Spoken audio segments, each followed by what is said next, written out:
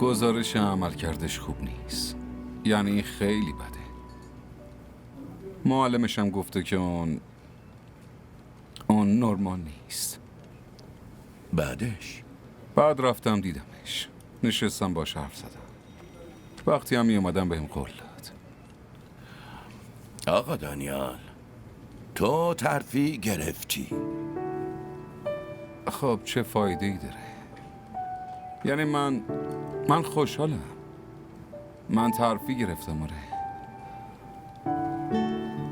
ولی معلمش میگه که نمیتونه اون مدرسه بره.